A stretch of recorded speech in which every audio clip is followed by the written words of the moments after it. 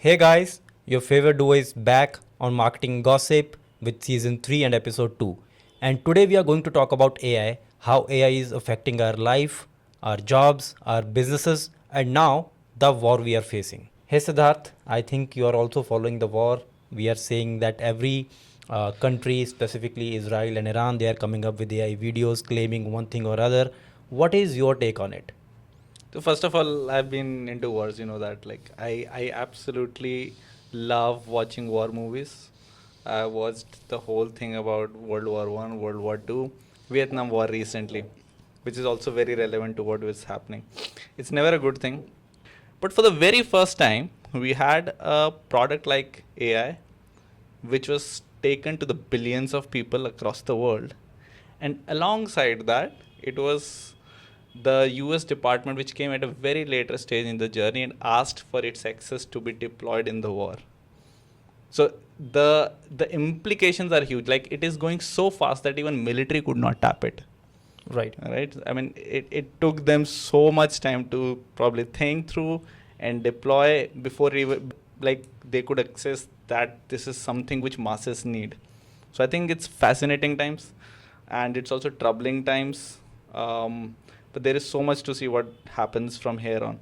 But my personal understanding is that its applications are going to increase manifold, and not just here, but in the other aspects of marketing. But the next thing I want to understand from you is the countries which own these AI IPs. Traditionally, we think naturally they will have a better edge, or they will be on an upper side when competing against another country. But in this case, geography became way more important than, let's say, what AI could do. And we are seeing it. Like right now, when we are talking, we had the news that Qatar, I think LNG plant has been compromised. Like, there has been bombarding from the Iran side. And it has huge implications for everyone. Right? So do you think AI will be relevant for things like this, and it will on ground be able to compete with things where the humans are involved? Right. So I believe that there are certain applications which are not possible without AI, or at least AI made it easier. So I mean, I'm not involved in all this, but what I got to read and what I got to learn is that Americans used Anthropic Claude specifically, and some advanced version of Claude which is not available for the public, to engage or to Venezuela, right? They took out their president, and very swiftly the whole thing ended, right? And they did the same in this Iran war, where the first attack was planned with the help of Anthropic, though they were not expecting the kind of retaliation Iran did.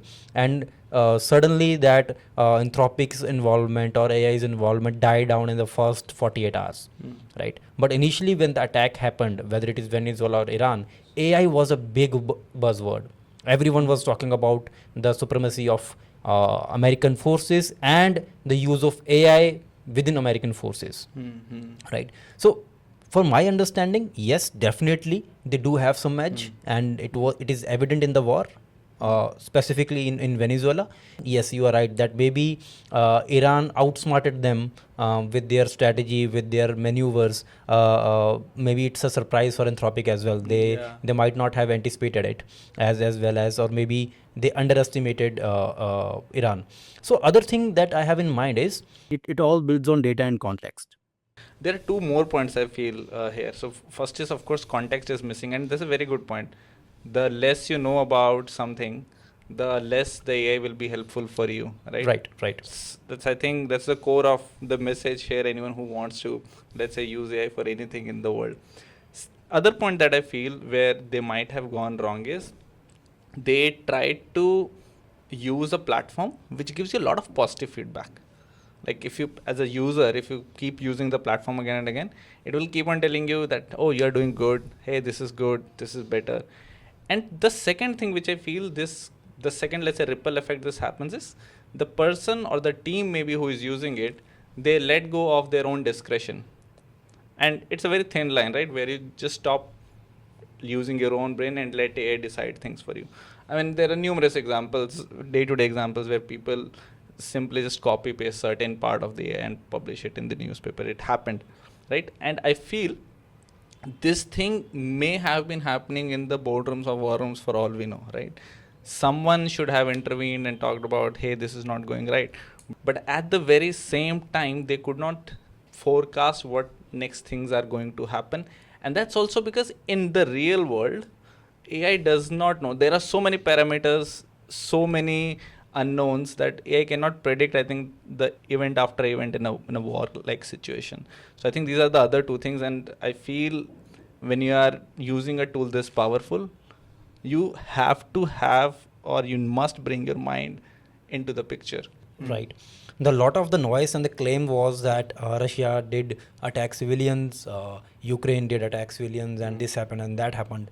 They were mostly news and photographs, right?